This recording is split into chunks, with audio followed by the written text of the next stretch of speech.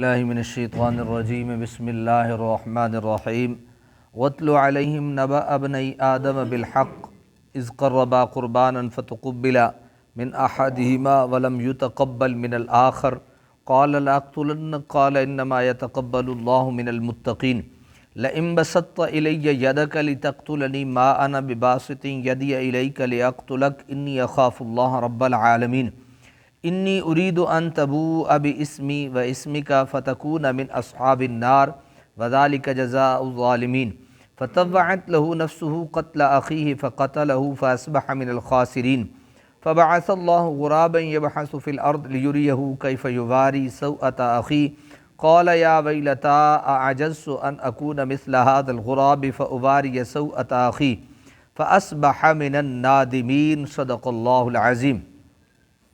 آیت نمبر 26 سے لے کر آیت نمبر 31 تک انشاءاللہ تعالی العزیز آج ہم سماعت کریں گے۔ وَاتْلُ عَلَيْهِمْ تلاوت سے ہے وَاتْل، اور آپ پڑھ سنائیے انہیں نبأ ابنی آدم بالحق، خبر دو فرزندان آدم کی بالحق ٹھیک ٹھاک دو آدم علیہ السلام کے بیٹوں کی خبر انہیں پڑھ کر سنائیے۔ نبی رحمت صلی اللہ تعالی علیہ وسلم کی واضح دلیلیں اور روشن معجزات دیکھ کر بھی یہود ہدایت قبول کرنے سے انکار کر دیا کرتے، جس سے حضور کو رنج ہوتا۔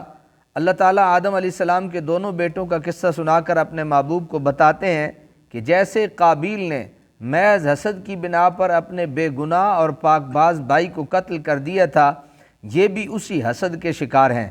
انہیں رنج یہ ہے کہ حضرت اسماعیل کی اولاد سے کسی کو کیوں نبی بنا کر بھیجا گیا، صرف اسی لیے یہ لوگ آپ کی اور آپ کے لائے ہوئے دین کی مخالفت پر کمر بستہ ہیں۔ قابیل اپنے بھائی حابیل سے کیوں حسد کرتا تھا، اس کے جواب میں مفسرین نے بہت کچھ لکھا ہے، لیکن کوئی یقینی چیز نہیں جسے پیش کرتے وقت دل میں خلش محسوس نہ ہو، اس لیے اسے قطع نظر کر کے صرف وہی کچھ عرض کرنا عبرت پذیری کے لیے کافی ہے۔ قرآن حکیم نے بتایا بالحق کے لفظ نے یہ واضح کر دیا کہ یہ قصہ محض تفریح تباہ اور دل بہلانے کے لیے نہیں سنایا جا رہا، بلکہ سچ مچ بے کم و کاست سنایا جا رہا ہے تاکہ حق واضح ہو اور نصیحت حاصل ہو۔ یہاں مجھے یاد کرائیے گا، میں درس کے بعد آپ کی خدمت میں ایک بات یہاں عرض کروں گا۔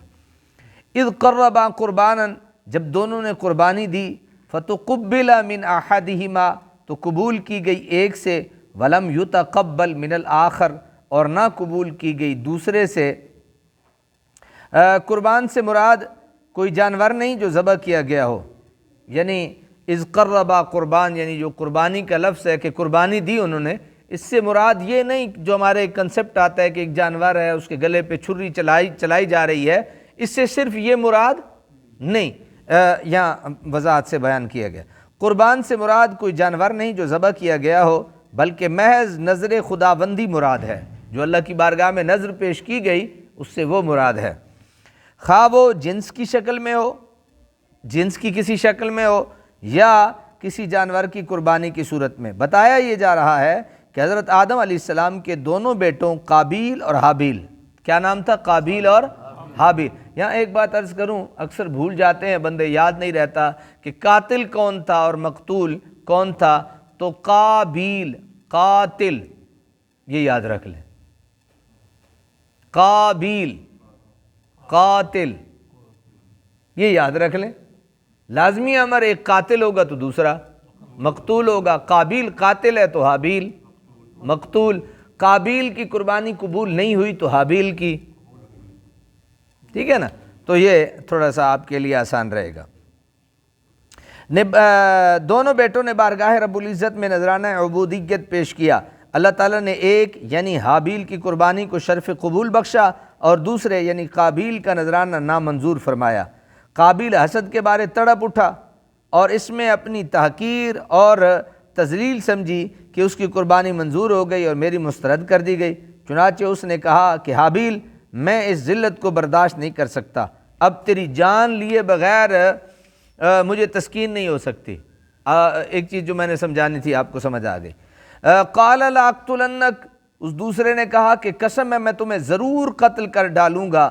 قال انما یتقبل اللہ، پہلے نے کہا تو بلا وجہ ناراض ہوتا ہے، قبول فرماتا ہے صرف اللہ قبول فرماتا ہے کس سے؟ یتقبل اللہ، اللہ قبول فرماتا ہے من المتقین، متقین سے۔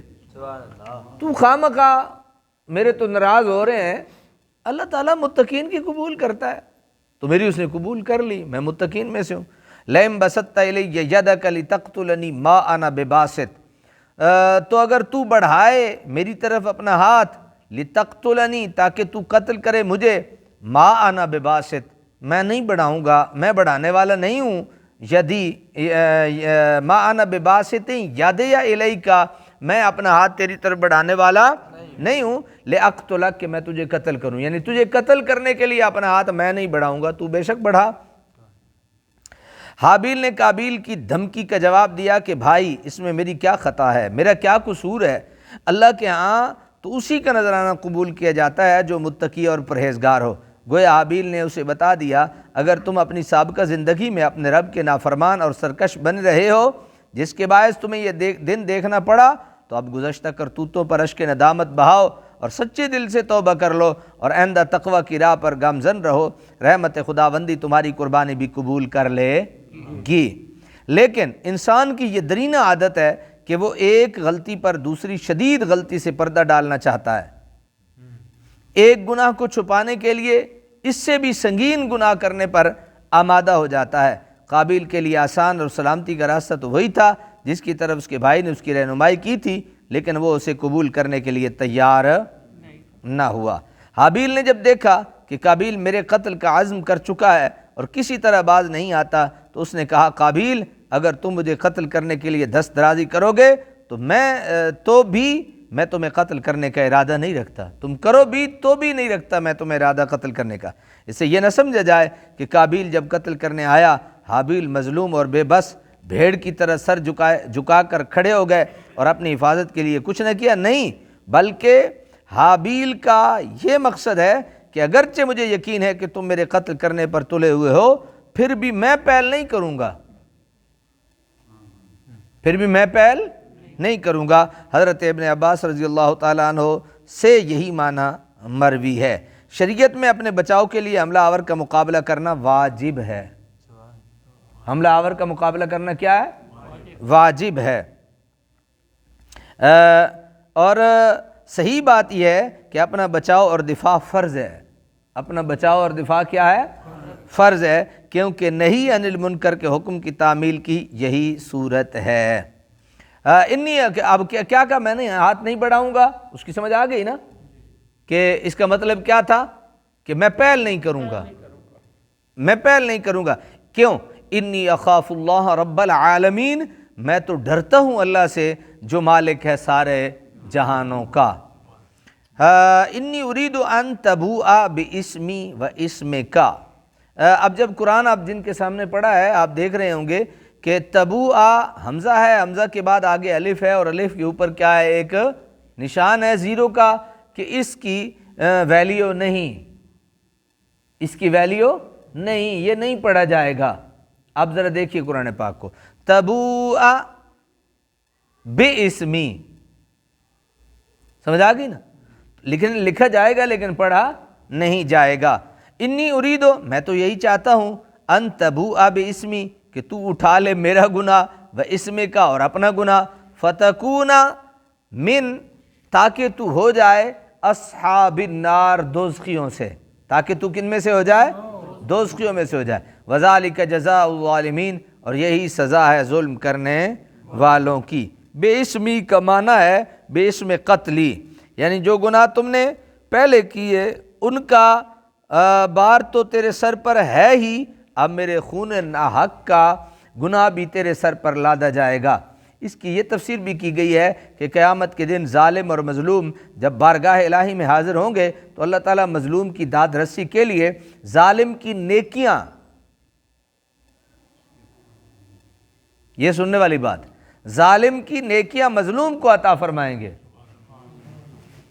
ظالم کر لے جتنے ظلم کر سکتا ہے، یہ دنیا ہی ہے نا ظلم کرنے کے لیے، جتنے مرضی کر لے. اللہ قیامت والے دن کیا کرے گا؟ ظالم کی نیکیاں لے کے مظلوم کو دے دے گا. تو پھر ظالم کو دنیا میں ظلم کرنا چاہیے. اگر اچھا لگے اس کے بعد سننے کے بعد کر لے. اگر وہ کل بروز قیامت اپنی نیکیاں اسے اچھا لگتا ہے کہ اس کی نیکیاں اس سے لے کے مظلوم کو دے دی جائیں تو وہ کرتا رہے، تھوڑا کرے یا زیادہ کرے. جتنا کرے گا اتنی اس سے نیکیاں لے لی جائیں گی اور مظلوم کو دے دی جائیں گی، موجیں مظلوم کی ہو جائیں گی. لیکن اگر مظلوم بھی بدلے میں وہی کرے تو پھر دونوں برابر ہو گئے. سمجھ آ گئی؟ پھر ہم پیچھے چلے جائیں گے اس والی آیت پہ کہ جان بچانا تو فرض ہے. مطلب ایسا نہیں کہ آپ بالکل چھوڑ دیں اور بیٹھ جائیں اور کوئی مارتا ہے، ایسا نہیں ہے یار. جان بچانی بھی تو فرض ہے. اس جان بچانے پہ بھی میں آپ کو ایک بات عرض کروں گا. وَذَلِكَ جَزَاءُ الظَّالِمِينَ، اور یہی سزا ہے ظلم کرنے والوں کی. فَطَوَّعَتْ لَهُ نَفْسُهُ قَتْلَ أَخِيهِ، پس آسان بنا دیا اس کے لیے اس کے نفس نے اپنے بھائی کا قتل. فَقَتَلَهُ، سو قتل کر دیا اسے. فَأَصْبَحَ مِنَ الْخَاسِرِينَ، اور ہو گیا سخت نقصان اٹھانے والوں میں سے. طوع کا معنی ہے آسان بنا دیا. سگے بھائی کا قتل کوئی آسان بات نہ تھی. جب قابیل کو اس کا پہلے خیال آیا ہوگا تو بھائی کی محبت، اس کی نیکی اور پاکیزگی، باپ کی ناراضگی، اللہ کا غضب، یہ سب چیزیں راستے میں پہاڑ بن کر کھڑی ہو گئی ہوں گی. نامعلوم قتل کرنے کی خواہش میں اور ان عوامل میں کتنی دیر کشمکش جاری رہی ہوگی، لیکن آخر حسد کا جذبہ غالب آ گیا اور اس نے اپنے بھائی کے قتل کو عین مصلحت بنا کر پیش کیا، اور قابیل اس کو خوشی سے کرنے پر آمادہ ہو گیا. پہلے جس کے تصور سے اس کے رونگٹے کھڑے ہو گئے ہوں گے. ہر مجرم جرم کرنے سے پہلے ایسی کشمکش سے جو چار ہوتا ہے. اگر نیکی کی قوت غالب آ گئی تو جرم کرنے سے باز آ گیا اور گناہ سے بچ گیا، اور اگر خدا نہ خواستہ شر کو غلبہ حاصل ہو گیا تو پھر حضرت انسان بہیں جبہ و دستار، بہمہ علم و فراست، چاروں شان چت زمین پر آ گرتا ہے. اور کچھ بعید نہیں کہ اس موقع پر شیطان زوردار کہکا لگا کر نعرہ بلند کرتا ہو، مسجود ملائک زندہ باد. جب دیکھ لیتا ہے نا بھئی اس نے کوئی کتا کام کر لیا ہے تو پھر لازمی بات ہے شیطان نے تو نعرہ لگانا ہی ہے. کیا خیال ہے؟ ادا حق بنتا ہے خوش ہونا. میں انہوں اپنے کام تے لا لیا ہے، اللہ تعالیٰ تے ناراض ہو ہی گیا ہے تو. اور ادھا کام ہی یہی ہے کہ اللہ ایک بندے سے ناراض ہو، یہ اسی ڈیوٹی ہے. یہ تو کرتا رہے گا اور کرتا ہے اور کرتا رہے گا. اور جو وقت ایک بندے کا اللہ اور اس کے رسول کی رضا کے لیے گزرتا ہے تو پھر جناب اس کی موجیں ہوتی ہیں. پھر شیطان چیخ چلا رہا ہوتا ہے. تو اب ایک بندے کی مرضی ہے وہ شیطان کو ہنسائے یا شیطان کو رلائے. اگر وہ شیطان کو دیکھنا چاہتا ہے رونا تو پھر اللہ کو راضی کرے، اور اگر وہ دیکھنا چاہتا ہے کہ شیطان ہنسے یا شیطان خوش ہو تو پھر ٹھیک ہے، پھر برائی کے اور گناہ کے جتنے کام کر سکتا ہے وہ کرے. بہرحال فبعث اللہ غرابا یبحث، پھر بھیجا اللہ نے ایک کوا، کھودتا تھا زمین کو. یبحث فی الارض، زمین کو کیا کرتا تھا؟ کھودتا تھا. لیریہ، تاکہ دکھائے، کیف یواری سوءۃ اخی، اسے کہ کس طرح چھپائے لاش اپنے بھائی کی. اب مسئلہ بن گیا نا، مار تو دیا، اب اس کو کرے کیا؟ تو اللہ تعالیٰ نے ایک کوا بھیج دیا کہ تاکہ یہ اس کو دکھائے کہ اس کو اب ٹھکانے کیسے لگانا ہے لاش کو. قال یا ویلتا اعجزت ان اکون، کہنے لگا ہائے افسوس، کیا قاصر رہا میں، ان اکون مثل ھذا الغراب، کہ ہوتا اس کوے کی مانند. فاواری سوءۃ اخی، تو چھپا دیتا لاش اپنے بھائی کی. فاصبح من النادمین، غرض وہ ہو گیا سخت پچھتانے والوں میں سے. توا کا معنی یہ ہو گیا نا اپنا.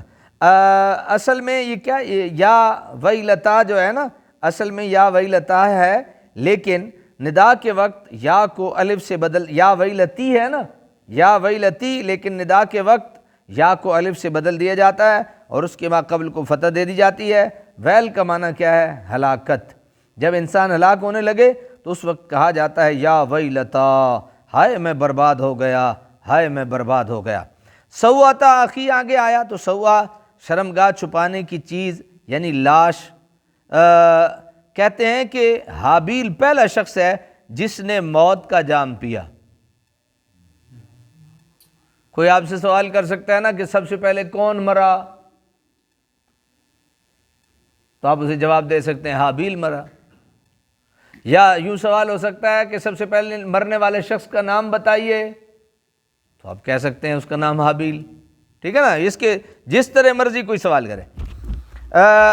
اس لیے قابیل حیران ہو گیا کہ میں اب اس کی لاش کدھر کروں۔ آخر اللہ نے ایک کوے کے ذریعے اس کو دفن کرنے کا طریقہ سکھایا۔ صدق اللہ العظیم۔